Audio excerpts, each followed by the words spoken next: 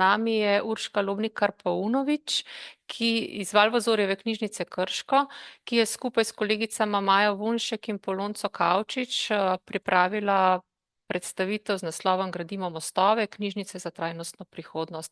Urška, izvoli. Hvala in dober dan in lep pozdrav vsem. V bistvu bi se rada Narodni in univerzitetni knjižnici res iskreno v svojem imenu, imenu svojih kolegic zahvalila za to povabilo, da lahko predstavimo ta za nas, pa mislim, da za vse prisotne kar izjemen dogodek, kateremu smo bile priča. Seveda pa upam tudi vsem vam, ki ste tukaj še z nami, da boste izvedeli tudi kaj novega. Namreč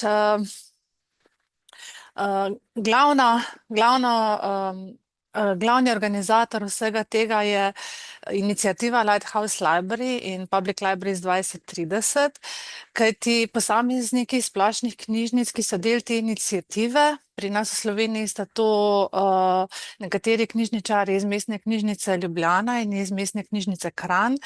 In ti redno prejemajo vabila k sodelovanju v projektih, enkrat letno se srečajo na delovnem sestanku v Bruslju in sodelujejo pri različnih zagovorniških akcijah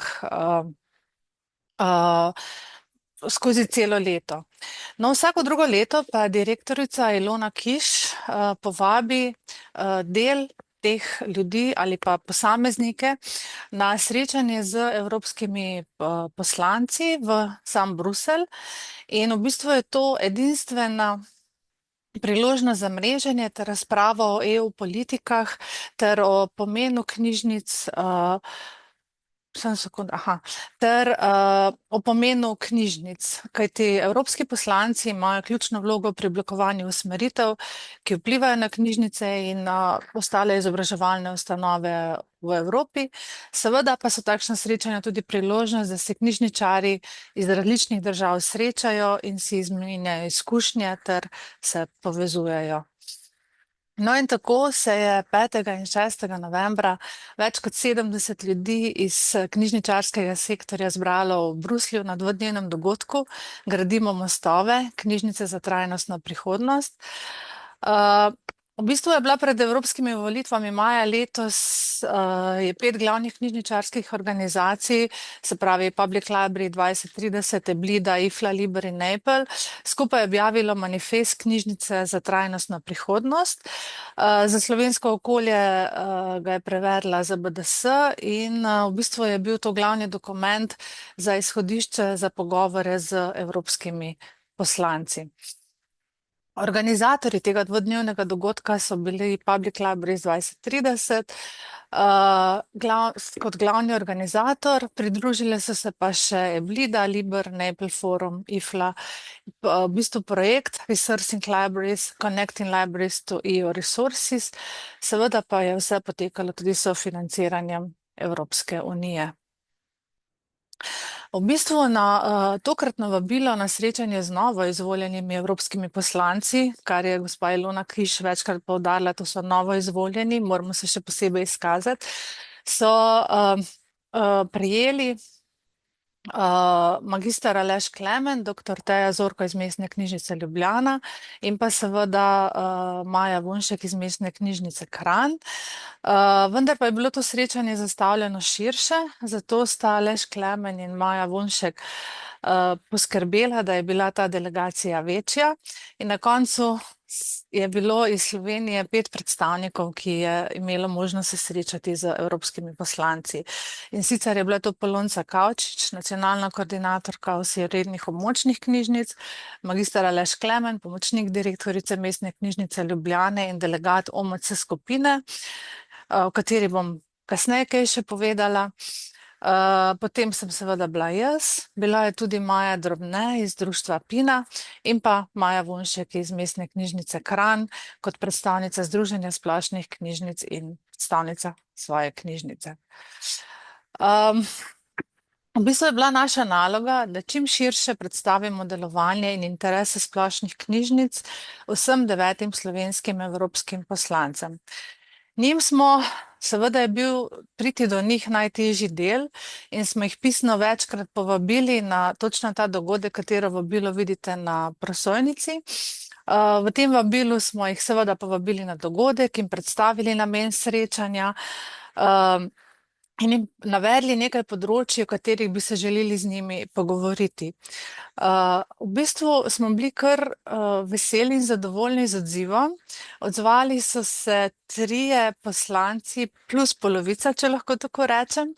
In sicer gospod Matej Tonin, ki je tudi sponzoriral stroške udeležbe za eno osebo, to sem slučajno potem bila jaz. Potem gospa Romana Tomc, gospod Milan Zver. Gospa Irena Jovova je pa poslala dve asistentki. Gospod Prebelič se je opravičil, od ostalih nažalost nismo prijeli odziva, smo pa vse poslance, s katerimi smo se srečali in potem po dogodku se jim zahvalili s fotogradivom. Poslancem, ki pa se niso javili, pa smo jih o samem dogodku tudi obvestili in jih seveda povabili k sodelovanju v prihodnje. Spodobi se, da na takšnem dogodku pozdravijo nekateri pomembni gostje in tu so bili sogostitelji. Tako so nas preden so sami poslanci prišli na ta naš dogodek, so nas pozdravili podpredsednica Evropskega parlamenta Sabine Verheyen, potem poslanec iz Luksemburga Mark Angel, oba sogostitelja dogodka Andreja Wilkins, ki je direktor Evropske kulturne fundacije, in pa Georg Heusler, direktor generalnega direktorata za izobraževanje, mladine, šport in kulturo. In vsi, zraven na sliki je seveda še Ilona Kiš. Vsi govorci so izpostavili ključne vidike nove vloge knjižnic, ki prispevajo k vključevanju, družbenim spremembam in vseživljenjskemu učenju ter močno podprli pomen in delovanje splošnih knjižnic, kar je bilo pa seveda iz vseh petih prav lepo slišati. Tole je mogoče malce za šalo, ampak dogodek je bil res poln pozitivne energije. Po ogledu parlamenta, ko smo šli na to mesto, kjer se bomo srečali s poslanci, si predstavljate, je bilo tam 70 knjižničarjev oziroma oseb z knjižničarskega sveta, kjer smo vsi bili naše oči oprte v prostor, kjer so prihajali poslanci in pogledali, kdaj bo prišel naš. Mogoče so bili iz katerih držav v malo bolj drugačne situaciji, ker nekateri namreč niti niso dobili nobenih potrditev, tako da mi smo vedeli, da 3 zagotovo imamo, tako da smo bili kar na dobri poti. No in potem je seveda prišel najpomembnejši del našega obiska Bruslja, srečanje s slovenskimi poslanci in pa seveda sam pogovor z njimi. Tele slike, ko so podobne, to je tam bil nastavljen ta nek fotobud, ki je seveda poslance slikal. In vidite, da je prišla gospa Romana Tomc, prišel je gospod Milan Zver, 2 asistentki od gospe Irene Jovove, medtem ko je Matej Tonin se samega dogodka ni uspel udeležiti, je pa poskrbel, da smo ga obiskali v njegovi pisarni. In v bistvu ta osebna srečanja so pomenila, da smo z vsemi temi poslanci res navezali osebni stik in predstavili dokumente, ki smo jim želeli predstaviti. Predvsem pa smo dobili neko obljubo, da se lahko na njih obrnemo, ko bomo potrebovali kakšno podporo, kakšno mnenje ali karkoli drugega iz same Evrope. Poleg osebnega stika je seveda bila ta podpora pri sprejetju pomembnih dokumentov eden od ključnih sporočil, ki smo jih želeli predati, in smo vsem pač od vseh dobili obljubo, da nas bodo podprli ko se bo sprejemal na primer delovni načrt za kulturo po letu 2026. Vse poslance smo seveda povabili tudi v klub Map Library Lovers. To je v bistvu klub, ki ga je začela Public Library 2030, pomeni pa pomemben povezovalni člen evropskih poslancev, ki se zavedajo pomena knjižnic, ne le v evropskem kontekstu, pač pa tudi v lokalni skupnosti in se zavedajo, da so knjižnice nosilec slovenske kulture in zavesti. Kot so v Public Libraries 2030 pri tem klubu zapisali, da so to, da Map Library Lovers so evropski poslanci, ki verjamejo, da knjižnice podpirajo pismenost in vseživljenjsko učenje, gradijo skupnost in podpirajo aktivno državljanstvo, da so namenjene vsem, ščitijo pravico do znanja in promovirajo avtorje in branje za prosti čas. Po tem 2-urnem srečanju, seveda poslanci niso bili z nami 2 ure, ampak vse skupaj je trajalo približno 2 ure, smo bili vsi dosti pozitivni, imeli smo občutek, da smo do neke mere dosegli to, po kar smo prišli, seveda pa bo čas pokazal tudi, ali so ta naša predvidevanja in občutki realni in resnični. Po delovnem kosilu, po katerem smo se počutili tako, kot vidite na eni od teh 2 slik, smo bili seveda napolnjeni z novimi idejami in smo prisluhnili naboru predavanj, na katerih so bile predstavljene vse te organizacije, kjer sem rekla, da so bili organizatorji, pa še katera zraven. Seveda je pa bilo to srečanje namenjeno tudi razpravam z predstavitvami Evropskega knjižničarskega sektorja in partnerjev ter izmenjavi idej o političnih perspektivah za knjižnice v Evropi v obdobju 2024 do 2026 z zelo raznolikimi predstavniki knjižničarskega sektorja in tudi drugih institucij.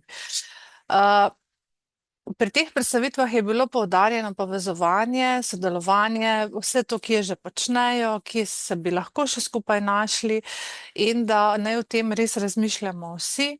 Seveda je bilo poudarjeno, da so sedaj časi, ko je to, da so knjižnice pred mnogimi izzivi in da so vsi ti izzivi za eno knjižnico, eno združenje, eno zvezo preveliki. Pomembno je, da se povezujemo, da si gradimo to socialno mrežo. In pa na vseh predstavitvah je bilo tudi poudarjeno, da knjižničarji moramo poznati vire financiranja tudi na evropskem nivoju in kako do tega denarja priti.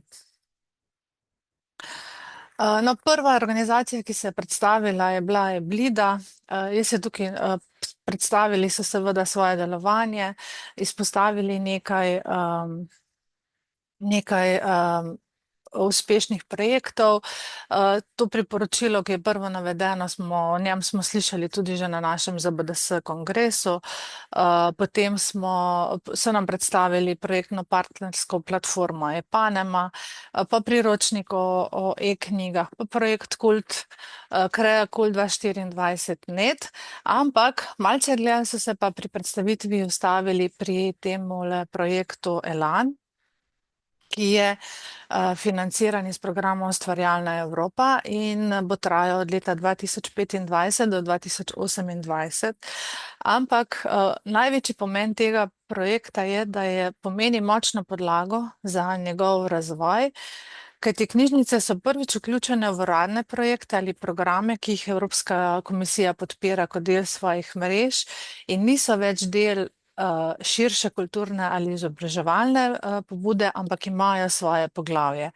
In s tem, tako pravijo, bodo imele stabilnejše financiranje in podporo za razvoj knjižničnih storitev, priložnost za neposredno sodelovanje pri oblikovanju politike Evropske unije in pa tesnejše sodelovanje z drugimi sektorji, kar odpira nove možnosti za partnerstva, inovacije in širjenje njihovega vpliva, ter da bodo imele vidnejše mesto na evropski ravni.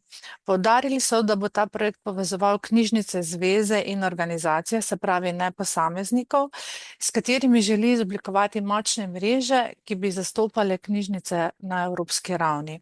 Seveda je razdeljen na 7 delovnih paketov ta projekt. Prvo je upravljanje in koordinacija projekta, drugo je raziskava potreb glede spretnosti, znanja in usposabljanja knjižničarjev, tretja je krepitev knjižnic za spodbujanje kulturne participacije in vključevanja javnosti, 4 je razvoj strategij za spodbujanje podnebnih ciljev in trajnostnih praks znotraj knjižnic, 5 je spodbujanje mednarodnega sodelovanja knjižnic, 6. oblikovanje strategij za digitalno preobrazbo knjižnic in pa 7. seveda promocija projekta. O tem so res veliko govorili, zagotovo bomo tudi v Sloveniji povabljeni v ta projekt, tako da kar pogumno menda naprej. Seveda so nas pa na koncu povabili tudi na 33. Blido konferenco, ki bo naslednje leto od 7. do 9. aprila v Rigi v Latviji. Predstavnica IFLE, njihova sekretarka, je predstavila novo IFLIno strategijo, ki se osredotoča na vlogo knjižnic kot partnerjev pri reševanju globalnih izzivov in gradnji boljšega sveta. Poudarja, da knjižnice niso le institucije za dostop do informacij, ampak tudi aktivni akteri, ki sodelujejo z drugimi organizacijami in deležniki pri doseganju skupnih ciljev. Ta vizija glavna je trajnostna prihodnost za vse prek dostopa do znanja in informacij. Sama strategija pa pravijo, da skuša opredeliti, kako konkretna dejanja knjižnic prinašajo merljive in smiselne rezultate in kako lahko delo knjižnic neposredno vpliva na družbo, okolje in gospodarstvo. Zelo močno je bilo tudi poudarjeno, da ta nova strategija ni toga, ni predpisana, ampak je le okvir, v katerem si želijo, da bi se vsak v njem našel in ga prilagodil svojim potrebam in svojemu kontekstu od tam, kjer deluje. 3 ključne vloge knjižnic, ki so jih pač izpostavili, so, da so knjižnice povezane in okrepljene skozi dinamične globalne strokovne skupnosti, da so knjižnice kot partnerji priznane in cenjene in da so opolnomočene za izvajanje pomembnih sprememb na vseh ravneh. Naslednja organizacija, ki se je predstavila, je bila Liber. Oni so poudarili, da je enakopraven dostop do znanja temelj za pravičnejšo družbo, s prizadevanjem za odprt dostop do javno financiranih raziskav, spodbuja izobraženost, inovacije in aktivno sodelovanje državljanov v demokratičnih procesih. In to je ključnega pomena za prihodnost družbe. In pri tem vidijo knjižnice kot agente sprememb, ki spodbujajo rast posameznikov in skupnosti skozi dostop do informacij, vseživljenjsko učenje in izmenjavo znanja.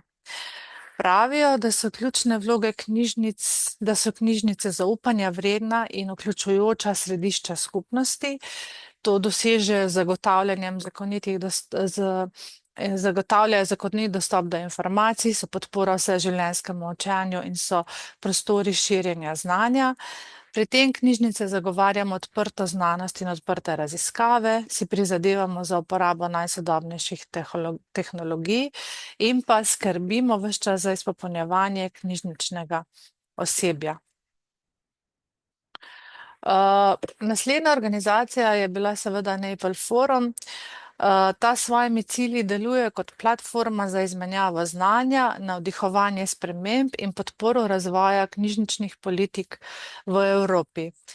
Njihove dejavnosti je zagotavljanje informacije o zakonodaji in nacionalnih strategijah prek spletne strani, pomagajo zbirati in analizirati podatke, ki so povezani z delovanjem splošnih knjižnic, omogočajo platformo za izmenjavo informacij in zbirajo informacije pomembne za cilje NAPL in jih razširjajo med vse člane, ter sodelujejo z evropskimi partnerji za promocijo vloge knjižnic v družbi. Posebej so seveda izpostavili tudi Naples Sisters Libraries, v katerem je, mislim, da zdaj prek 140 knjižnic. Edini pogoj za sodelovanje je, da država, katere splošna knjižnica se želi priključiti programu, sodeluje v NAPL-u.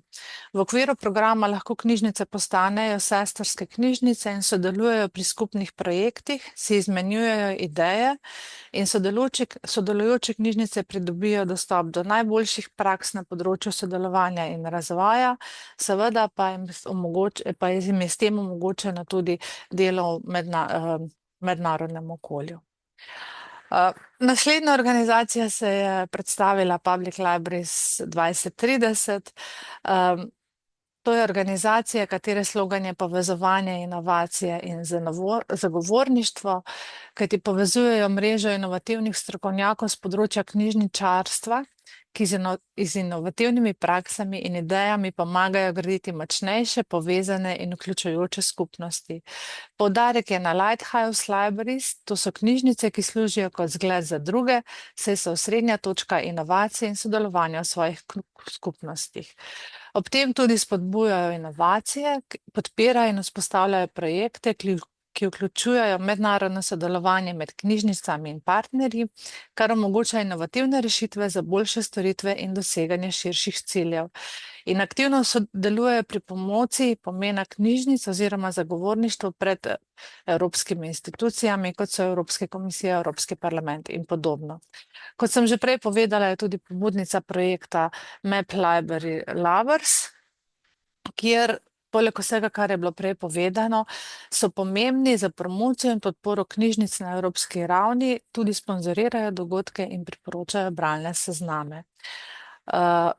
Predavateljica je zaključila, da tematski stebri, ki jih promovira Public Libraries 2030, poudarjajo, kako knjižnice niso le prostori za izposojo knjig, temveč aktivni akteri pri spodbujanju družbenih sprememb, digitalne preobrazbe, trajnostnega razvoja ter zdravja in dobrega počutja skupnosti.